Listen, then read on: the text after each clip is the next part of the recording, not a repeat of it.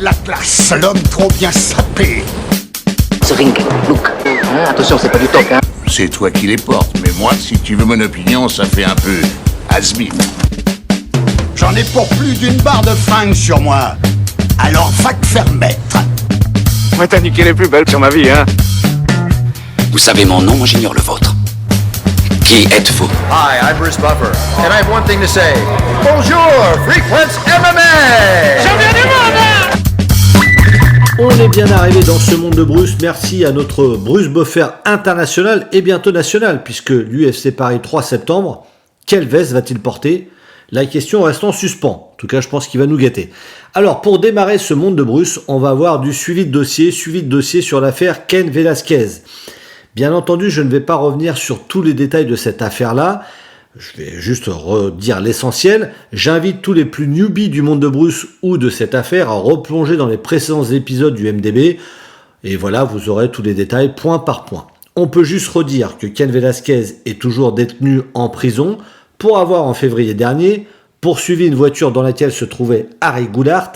Harry Goulart, homme fortement soupçonné d'avoir abusé de son enfant de 4 ans. D'ailleurs, le procès de ce charmant garçon est prévu pour débuter le 20 septembre. Alors, en février dernier, Cain avait stoppé la voiture dans laquelle il y avait Harry Goulart, mais aussi la maman d'Harry Goulart et le beau-père. Le beau-père qui, lui, avait été blessé par 2 des coups de feu tirés par Cain Velasquez. Voilà, ça c'est pour le petit résumé vite fait. Le 5 août dernier, on avait Cain qui avait sa plaidoirie à la cour dans le comté de Santa Clara. Et là, l'ancien champion lourd UFC a, comme attendu, plaidé non coupable pour les chefs d'accusation contre lui. Il faut rappeler que Cain doit répondre de 10 chefs d'accusation au total. Les plus graves sont tentative de meurtre, attaque avec une arme à feu, attaque avec une arme mortelle, détention d'une arme à feu chargée avec intention de commettre un crime. Je ne cite pas les autres, mais là vraiment, on a les plus sérieuses. Il a une audience pré-procès qui est programmée pour le 26 septembre prochain. Et ce qu'il faut toujours souligner, c'est important, au terme du procès, s'il est reconnu coupable de toutes ces charges, il peut potentiellement prendre de 20 ans à la prison à vie. Voilà pour le petit suivi de dossier sur cette affaire Cain Velasquez. On aura bien entendu, je pense pas dans les jours prochains, mais court en septembre, bien entendu le monde de Bruce qui va continuer à se charger de cette triste affaire. Mais il faut bien le faire. On poursuit ce monde de Bruce à présent avec un chapitre consacré à Touche pas à mon Mike. Alors, on va parler série télé, les amis. Le contexte. La plateforme Hulu va sortir le 25 août prochain sa nouvelle série intitulée Mike. Série en 8 épisodes qui va retracer la vie du boxeur Mike Tyson avec Trevante Rhodes dans le rôle de la légende poids lourd.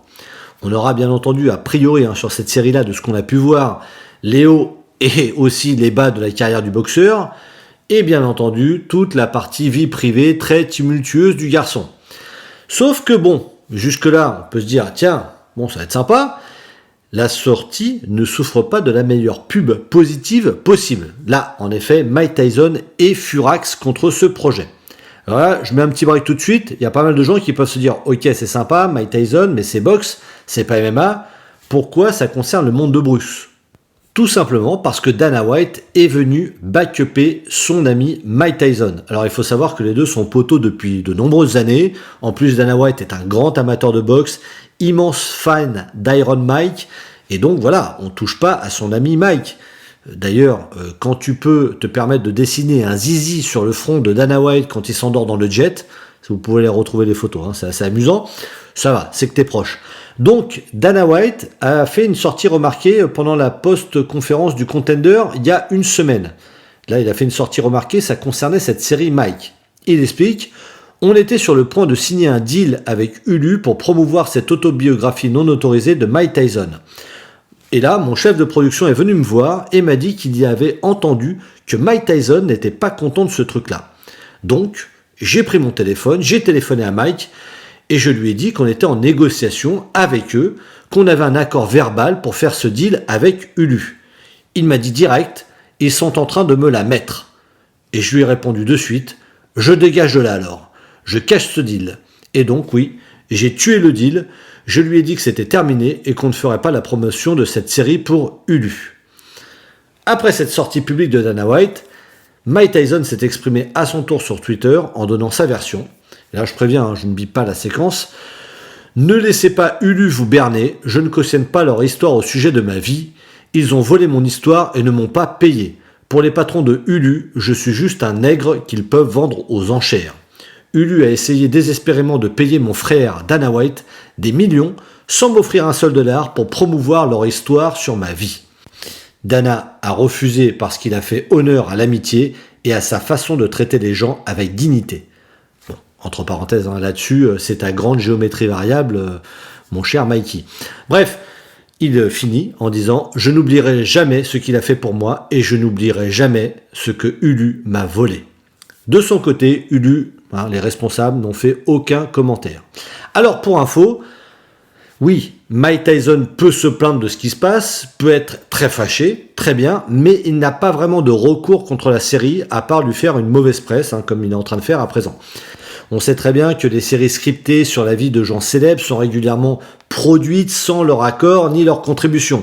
Là, dernièrement, il y a eu pas mal d'anciens joueurs de Los Angeles Lakers, fameuse équipe de basket, qui avaient essayé de faire annuler et retirer la diffusion de la série produite par HBO, la série qui s'appelle L'émergence de la dynastie Lakers. Alors, ils n'étaient pas contents de leur portrait, en vain, voilà, hein, ça n'a pas marché. Là, sur Mike, on a la production qui laisse une note qui précise que la série est un regard non autorisé et sans tabou sur la vie de Mike Tyson, en ajoutant la phrase bien accrocheuse « une chevauchée sauvage ». Alors, personnellement, sur cette série, je vous avoue que le trailer ne m'a pas rendu dingo. Pas plus que ce que je vois de l'acteur. Mais bon, voilà, ça reste un trailer. Donc, moi qui connais un petit peu le milieu, je vais pas commencer à tirer à boulet rouge sur 2-3 minutes, tu vois, où tu vois des images, etc. Mais, par contre, une chose est sûre, je suis quand même très curieux du traitement qui a l'air assez brut. Tu vois, il faut reconnaître que parfois, sur les biopics, quand tu as des gens dont on va raconter l'histoire et qui sont à bord du projet, où la famille est sur le projet, bah, il arrive qu'on arrondisse pas mal les angles et certaines facettes. Et dernièrement, je peux prendre un exemple, un film que j'ai vu, King Richard, sur l'histoire des sœurs Williams coachées par leur père.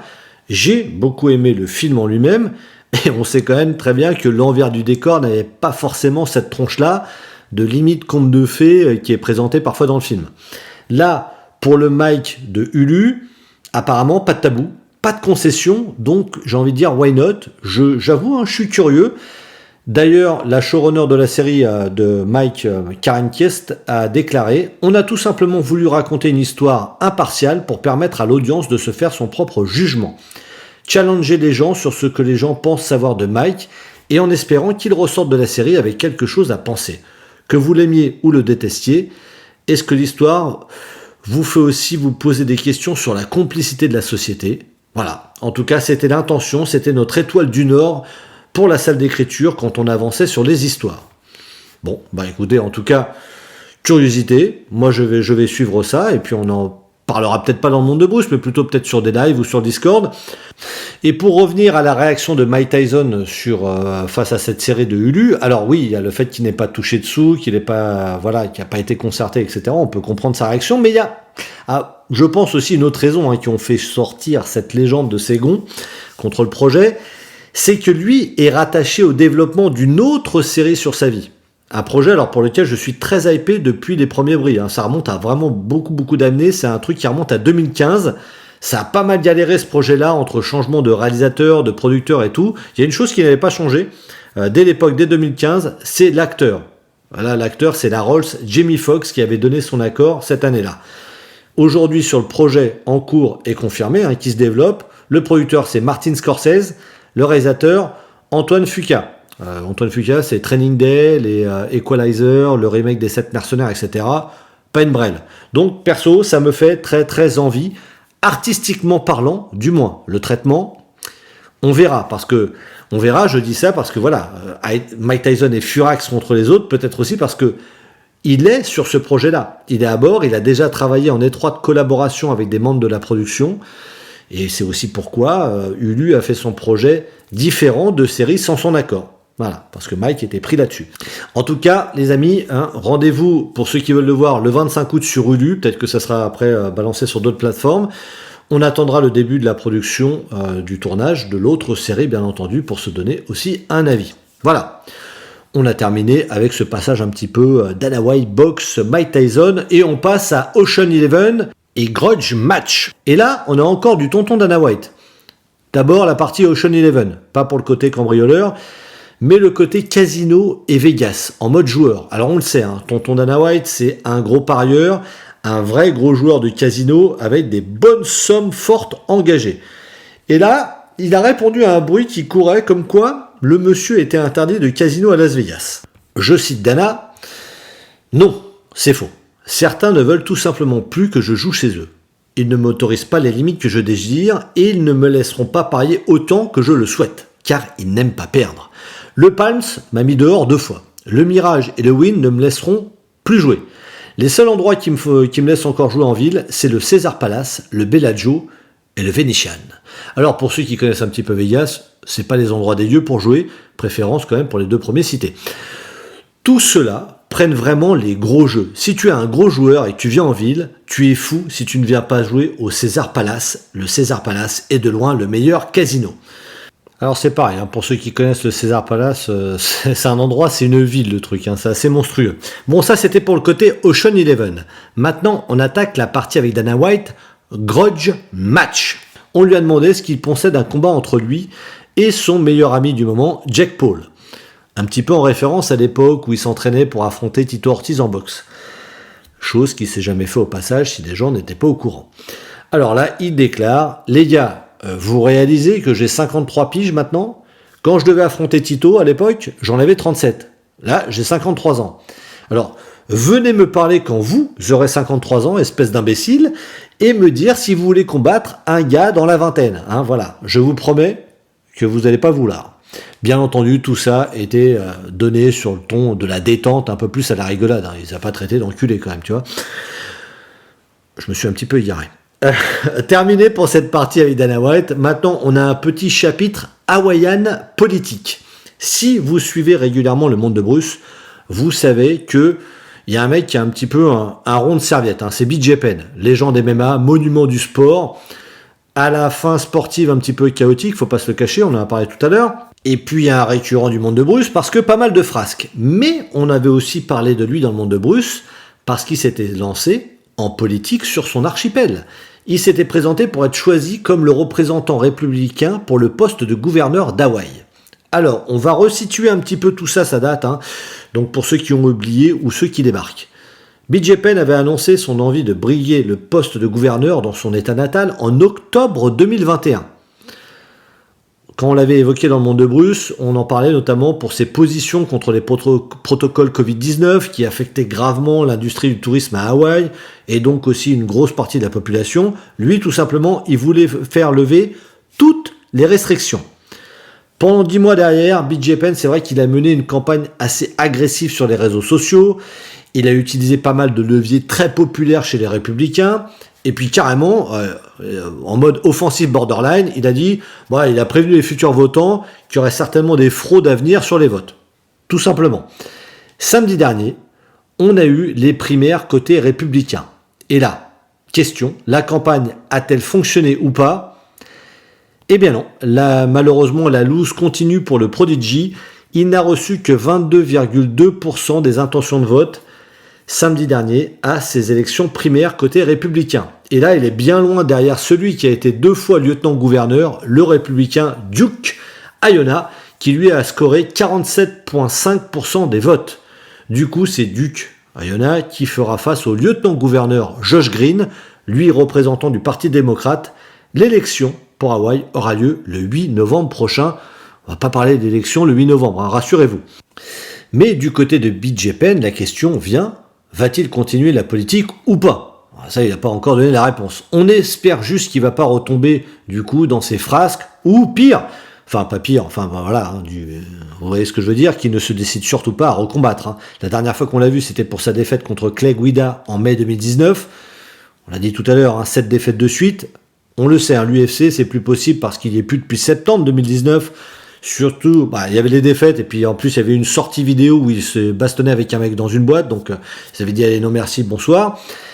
Dernier gros souci finalement, la dernière frasque de BJ Penn, c'était janvier 2021 quand il avait été arrêté à Anoka, à Hawaï, pour une conduite sous substance illicite. Voilà, ça c'est la dernière frasque, la grosse truc en date. En tout cas, écoutez les amis, s'il y a de la suite pour BJ Penn, il est bienvenu, il a le rond de serviette, mais que des trucs, tu vois, comme les politiques, des trucs frais comme ça va. Pas plus grave pour BJ Penn, c'est vrai qu'à un moment, perso, j'avais vraiment peur que ça se termine très mal. Je n'ai pas envie de dire que je suis complètement rassuré de ce côté-là, mais espérons tout le bonheur du monde pour le garçon. Pour finir avec le monde de Bruce, une petite partie légère, mais vraiment très légère, notre glouton préféré, Paddy Pimblett, qui était de passage à San Diego. Alors là, pas pour le côté sportif, un petit peu de promo UFC, etc., mais il a bien exploré la bouffe locale, toujours avec ses vlogs de bons gros mangeurs. Oublie la bouffe de qualité, là on est sur la junk food, qui peut être de quali, mais dans un autre sens du terme. Alors on le sait, c'est un garçon, Paddy Pimblett, quand il mange, il a tendance à prendre très vite, et beaucoup post-combat.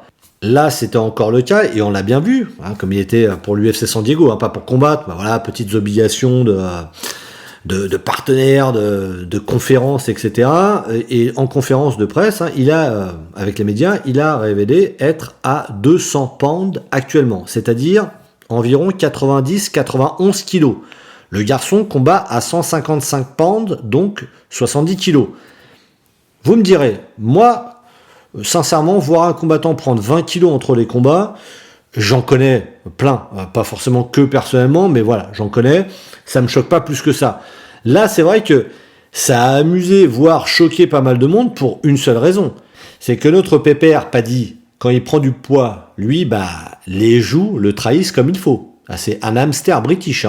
Donc, c'est vrai que la tête qu'il a, c'est particulier, c'est drôle, mais ça fait partie du personnage, toujours aussi fun au micro, un vrai personnage unique qui a précisé quand même que au moment où il commencerait à combattre vraiment adversaire classé, enfin un truc sérieux, etc., en gros, il essaierait quand même de se maintenir à un poids décent.